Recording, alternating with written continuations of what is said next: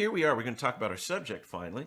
Darren, this was something we started talking about, and it's called Builder's Remedy. Uh, the basic premise or story is that the state, and correct me when I'm wrong, the state requires a housing plan from every city.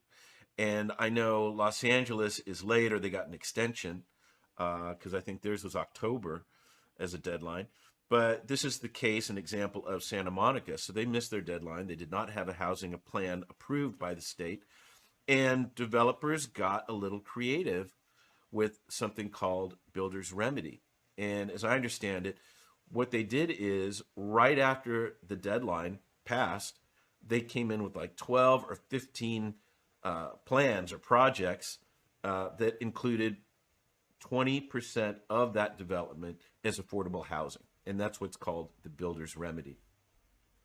And so they flooded Santa Monica with this, and it was something like 5,000 units. It was a lot of housing, and a lot of affordable housing as well. So Santa Monica wasn't happy with that because the state says, well, if you miss your deadline, then the developers can come in with this Builder's Remedy, and you can't say anything about it. It's going to happen. So Santa Monica lost control. Now, there are 124 cities in Southern California, I read, that have this issue, this challenge. And so it'll be happening in Redondo Beach, Pasadena, some other cities. But this story that we're going to read real quick talks about how they did get their approved housing plan done, Santa Monica, and now it looks like they're trying to reach back and get those developments that those developers put in under this Builder's Remedy loophole. And have some say in it. Sure. Yeah, and I don't know if it's going to happen. So let's go ahead and read this real quick. It states, state quickly closes Builder's Remedy loophole with okay of Santa Monica's housing plan. Housing agency sign-off means coastal city regains control of projects. Just like that, a golden loophole for developers in Santa Monica has closed. On Friday, days after city council members had revealed that the city's earlier failure to come up with an approved housing plan had led to a brief development bonanza, the California Department of Housing and Community Development, HCD, did in fact certify the city's updated housing strategy, thereby closing an opening for developers that had occurred when the same agency refused to certify an earlier version of Santa Monica's framework. The agency's approval was not unexpected. Santa Monica had been working with the state to ensure its new plan would be certified, but the green light from Sacramento nevertheless marked an important technical milestone because it ensures that the city of Santa Monica will once again have authority over local development approvals. The public, and even many members of Santa Monica government, had learned that the city had temporarily lost that authority at a council meeting only last week, when staff explained that the city's failure last fall to secure state approval meant that at least a dozen development projects were being automatically approved. This is not theoretical, Santa Monica planning manager Jing Yeo said at last week's meeting. This is very real, and it's happening. One council member, Phil Brock, referred to the state's revocation of local control, a measure known as Builder's Remedy, as a hammer. Correct, Yeo responded. Santa Monica's short-lived approval boom was the consequence of 1990s state law known as the Housing Accountability Act. Under the law, cities that are deemed non-compliant with their housing plans lose the ability to approve or deny projects with affordable housing components, and those projects instead are automatically approved, a function known as Builder's Remedy.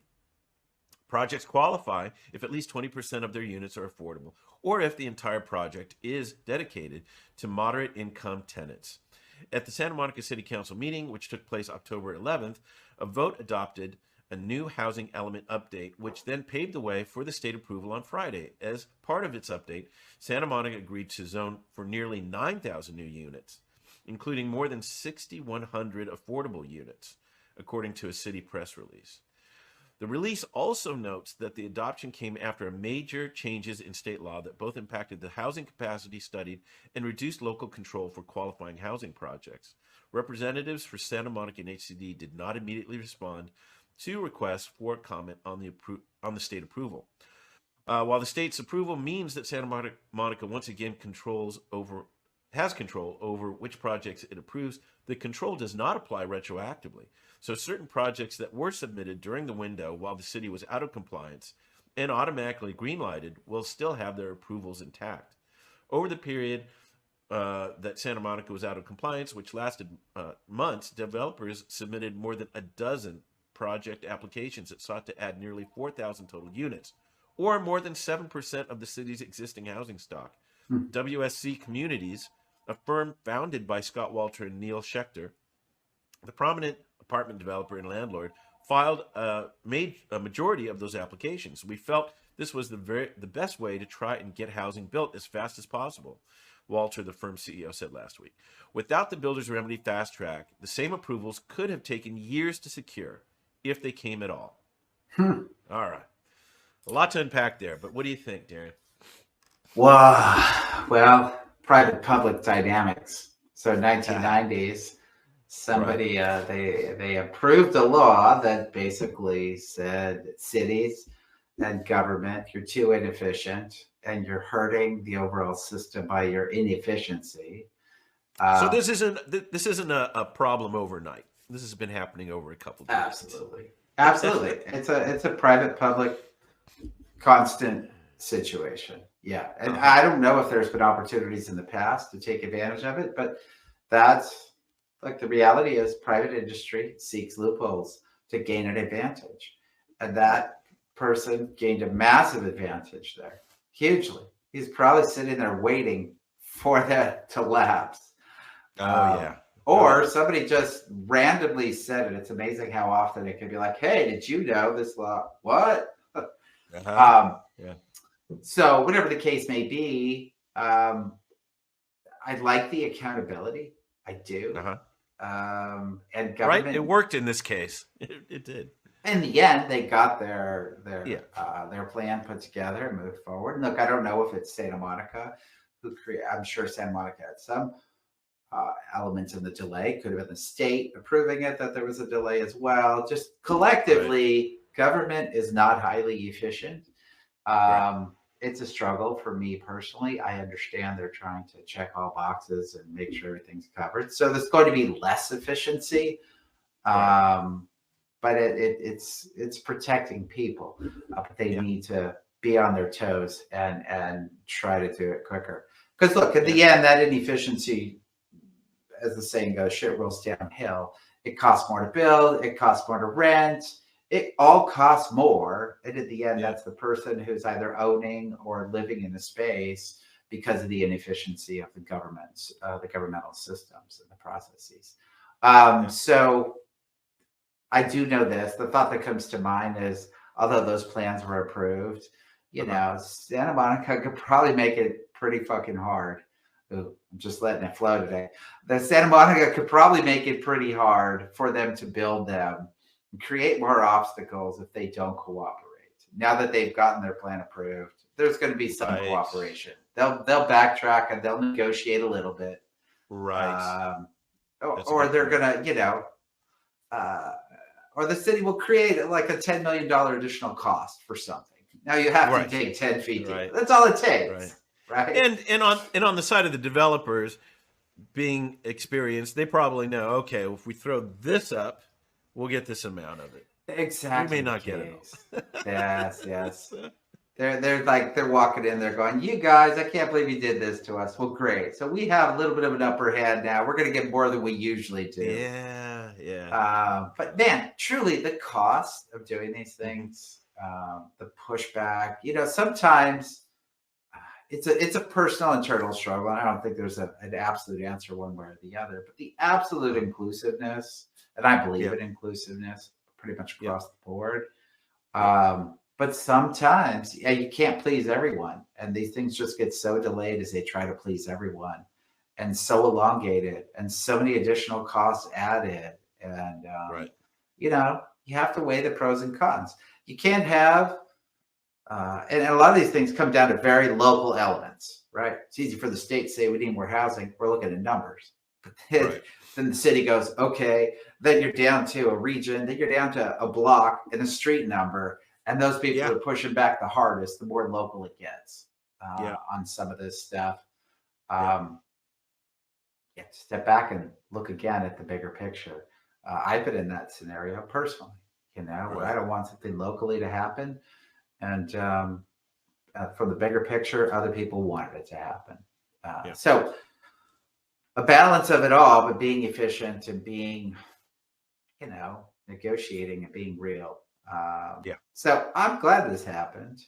personally. Santa Monica Yeah. might get a lot more housing a lot quicker. Well, I was going to say, if you just do the simple numbers, okay, so the developers had something like 4,000 units, uh, whatever affordable housing portion of that, plus I think I read 6,000 from the approved housing plan. Yeah. Yeah, Santa Monica is not that big of a town, but they certainly have a homeless problem. They need more affordable housing. Maybe this kind of kicked them in the butt a little. Right. Yeah, I was reading, and the articles continually come out, but all the attempts to deal with homelessness are just kind of out of control. Politicians just trying to throw band-aids at things. In Yeah. the end, you absolutely need more housing, more spaces for people to occupy. Those of us who've lived in this city for a long time, people who continue to come, population continues to grow. One deterrent for growth is unaffordability. But even unaffordability, there's a lot of people that aren't leaving. They're staying here, and they're moving into that difficult category of homelessness. I mean, yeah. So more housing is an answer in some cases, and I struggle again with this personally. All these things that are so personal because we live here. If density is not in the cards for you, LA is a huge metropolitan city. Maybe it's time to move on. Yeah. Well, just to end out on this, on the local example, for you and for me to a certain degree, because I'm next door in Silver Lake, right?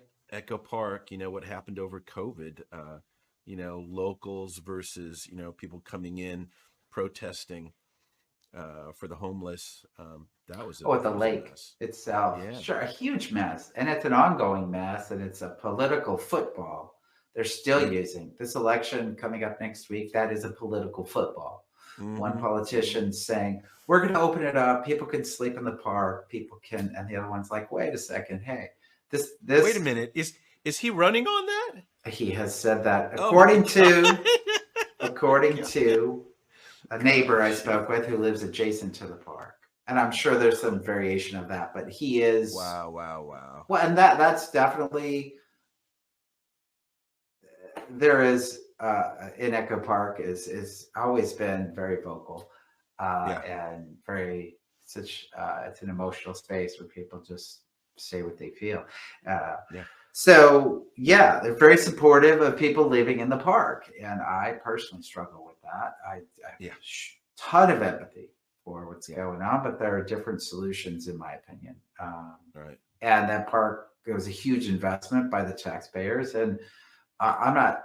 They always want to categorize it as the hipsters or the wealthy want their property. It makes me angry. They talk about it being property values. Look, it needs to be a safe space for people to exist. There's a lot of apartment dwellers that go to that park and want to be safe and want to have outdoor space, and and it's unsafe to have those things. So bottom line is, we need more housing. We do need solutions for the homelessness. And as you've always said too, and just to tie it all in, and we need public government and we need private to make it happen. Truly. We do, and they need to work together. Man. All right. There are real solutions out there if people seek them. Yeah.